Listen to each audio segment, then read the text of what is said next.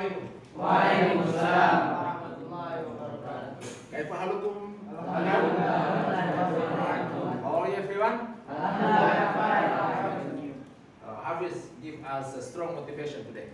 Everyone, energy, Energy. and persistence, And persistence. conquer, all things. All things. Masya Masya Allah. Oke. Sebelum kita mulai, kita biasanya berdoa using two languages, memakai dua bahasa. Putra, as the leader of class, please deliver doa puas. Sampaikan doa buat kita semua.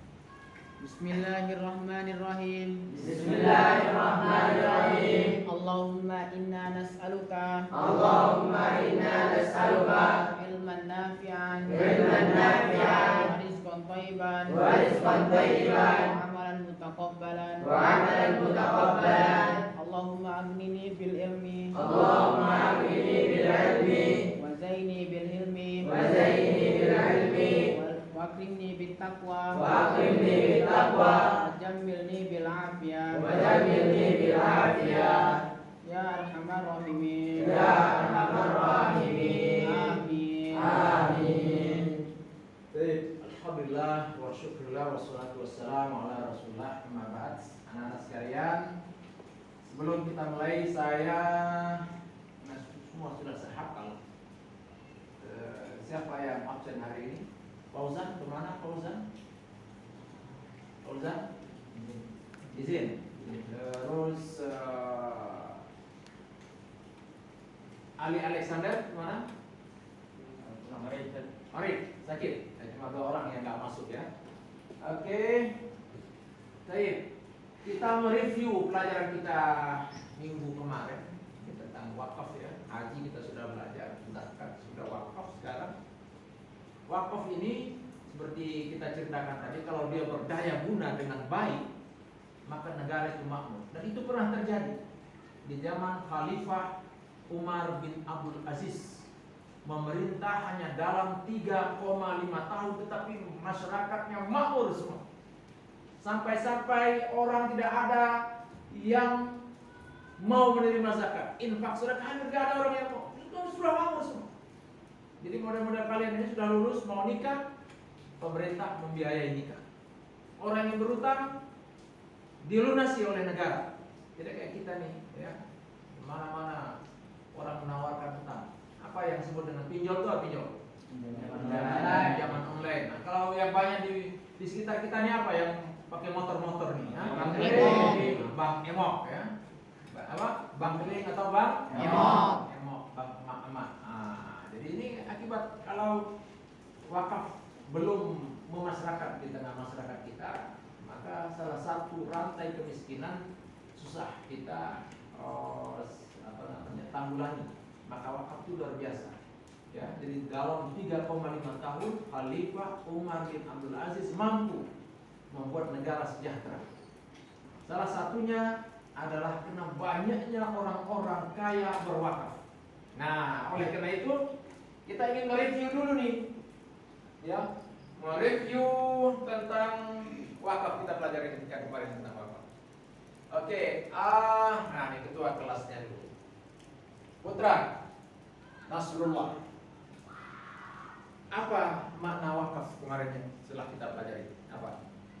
Wakaf secara bahasa yaitu menahan atau berhenti, dan wakaf secara istilah yaitu seseorang yang menyisihkan sebagian hartanya untuk kepentingan umum dan harta tersebut tidak bisa diambil kembali oleh pemiliknya. Itu wakaf. Oke, tadi penjelasan Putra itu luar biasa. Nah, sekarang orang yang orang yang mewakafkan hartanya itu seberapa? Wakif. Jadi wakif isim fa'il. Jadi dia yang mewakaf. Nah, orang yang mengurusnya siapa? Yang mengurus harta itu siapa? Nah, nazir. Nah, harta yang diwakafkan itu apa? Mauquf. Orang yang mendapat manfaat dari harta itu disebut mauquf alaih. Nah, dari segi jenis wakaf, ada wakaf secara umum, bisa dimanfaatkan orang secara umum. Apa namanya? Wakaf khair. Wakaf khair. Nah, wakaf yang khusus untuk keluarga saja, mungkin dia wakaf untuk keluarga besarnya. Itu disebut apa? Wakaf zuri. Wakaf zuri. Nah, wakaf yang kemudian yang bisa dimanfaatkan oleh umum dan bisa dimanfaatkan oleh keluarganya, mungkin dia bikin peraturan begitu, apa namanya? Wakaf Mustamak. Nah, ini, ya. Nah, kemudian dari segi durasinya, wakaf yang bisa dimanfaatkan untuk selama-lamanya. Apa tuh? Mu'abbad. Hah? Mu'abbad. Mu'abbad. Nah, wakaf yang hanya durasinya sudah ditentukan. Mu'abbad. Nah, ya, keren. Ya. Oke, anak-anak sekalian, hari ini kita khusus belajar tentang rukun wakafnya. Kemarin kita sudah pengertiannya, ya. Nah, hari ini kita tentang rukunnya, ya. Kacamata nih. Nah, ya. Oke. Nah, ini rukun wakaf. Ya. Jadi pengertian rukun wakaf, pengenal rukun wakaf sebagai dasar hukum dan prinsip utama dalam wakaf Islam. Ya. Nah, kita lihat apa aja ya pengertian rukun. Ya, rukun itu adalah sudut tiang penyangga seni utama, pilar. Kalau orang Inggris mengatakan pilar, imam, ya tiang. Nah, adapun wakaf itu adalah lembaga dengan unsur-unsur pokok pembentuk. Jadi wakaf itu lembaga. Ini rukun yang menentukan bahwa nanti wakaf ini sah atau tidak. Nah, itu rukun, ya. Nah, rukun wakaf itu ya mauquf alaih. Tadi sudah disampaikan ya. Ada mauquf alaih, penerima manfaatnya, ada harta yang diwakafkan, ada sigat, ya, sigat penyataan ikrar wakaf dari seorang wakif ke nazir, ya. Nah, syarat-syaratnya ya, balik dan rasyid. Rasyid itu artinya dia punya kesadaran, ya, bukan dalam keadaan gila, ya. Ini rasyid cerdas, ya, balik sudah dewasa, tidak boleh dicabut kembali. Jadi kalau kamu memberikan wakaf kepada seseorang, kemudian datang orang mengatakan saya mau ngambil, nggak bisa, ya, namanya wakaf, dia sudah artinya berhenti. Ya, hartamu secara fisik tidak kamu dapatkan, tapi pahala terus mengalir, ya. Kemudian bebas dari hutang. Jadi orang berwakaf itu hendaknya memang dia punya harta yang bongkar, bukan dalam keadaan dia berhutang.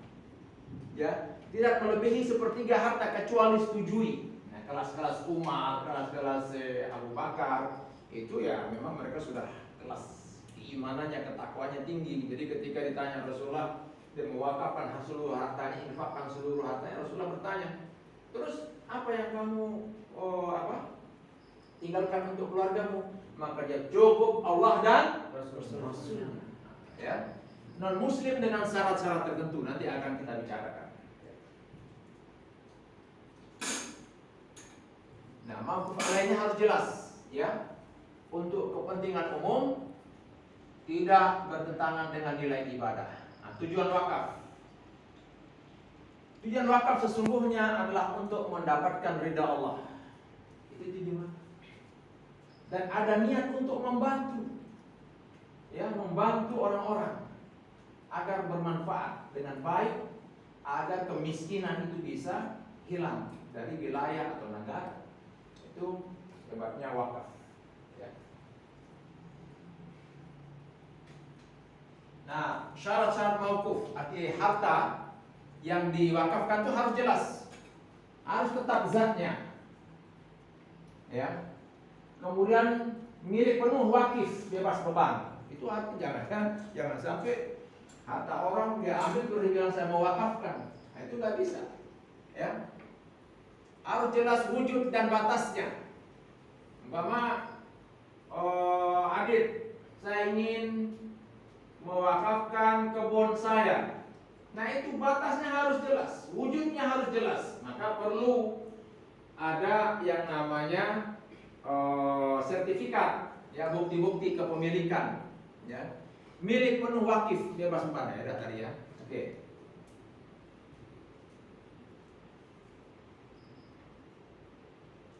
Jika berupa modal atau saham, jadi bisa boleh. Ya, orang mewakafkan umpamanya Rahmat, dia punya saham di perusahaannya siapa, Arjan. Saya punya saham 50% di situ dengan nilai kira-kira 2M. Saya ingin mewakafkan bersekolah Ustadz Ismail semuanya, karena saya sudah mendapatkan harta yang banyak dari sisi yang lain. Maka harus sesuai itu, ya, sesuai dengan syariat. Ini disebut sesuai dengan syariat. Jadi nilainya berapa? Kalau dia sudah sampai nisabnya, maka harus dikeluarkan zakat apa? Zakat malnya dan sebagainya. Ya, bukan untuk usaha haram.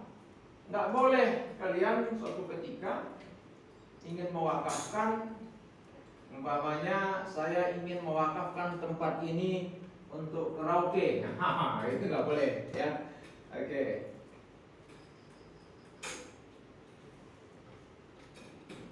Nah, syegat pernyataan wakaf, ya, bisa lisan atau tulisan, tetapi saya lebih menganjurkan dia untuk tertulis.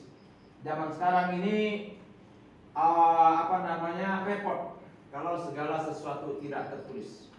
Harus ada hitam di atas putih, harus melibatkan aparat unsur pemerintahan, disebut dengan notaris. Ya, notaris itulah yang mencatat.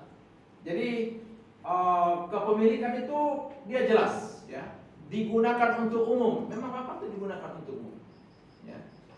Menandai pelepasan hak milik, nah, harus ada tandanya. Ya, tadi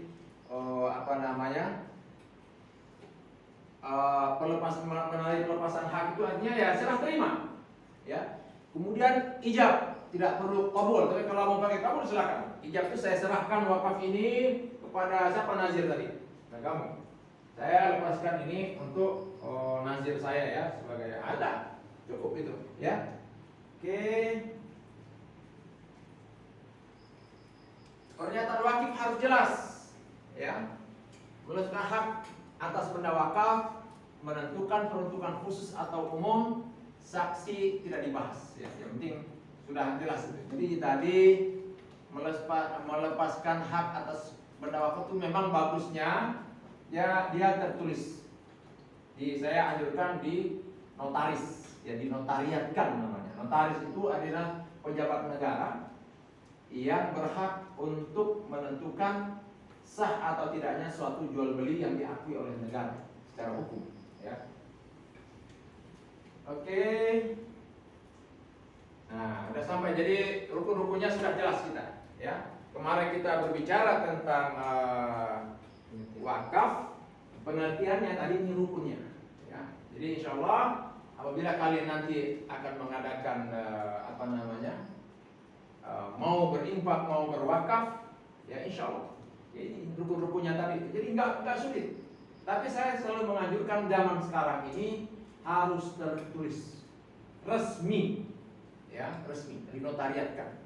Kalau tidak, bisa jadi umpamanya siapa wakif tadi, wakif mana wakif. Nah, kamu menyerahkan suatu barang karena tidak ada bukti penyerahan dan sebagainya, tiba-tiba anaknya muncul nanti.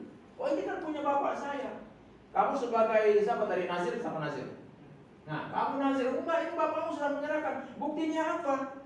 Bilang, wah, buktinya enggak ada. Kamu di mata hukum bisa kalah. Maka harus dinotariatkan. Oke, anak-anak sekalian, sekarang setelah saya menjelaskan tentang rukun wakaf, maka saya membuka sesi tanya jawab. Siapa duluan? Silakan. Saya mau bertanya, boleh nggak si wakif sekaligus menjadi nazir? Ya, boleh nggak si wakif menjadi nazir?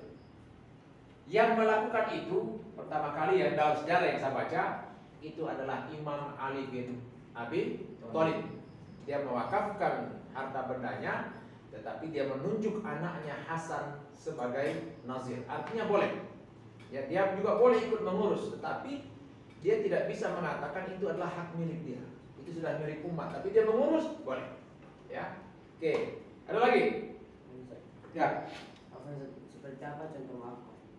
Wakaf apa? Wakaf makot. Ya, wakaf makot itu adalah seperti kamu punya mobil. Ustadz, saya mau mewakafkan mobil ini tapi cukup 3 tahun saja ya. Nah, itu namanya wakaf makot. Ada lagi? Ya, San? Seperti apa contoh muabat? Seperti apa contoh wakaf mu'abbad? Contoh wakaf mu'abbad itu adalah kamu membuat sekolah, terus kamu wakafkan ke sebuah lembaga NU atau Muhammadiyah. Ustaz, saya mau wakafkan sekolah ini menjadi milik umat selama-lamanya. Nah, itu namanya wakaf mu'abbad. Ada lagi?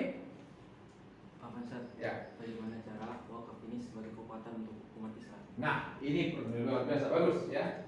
Bagaimana wakaf ini menjadi kekuatan umat Islam? Memang harus dikaji sejarah.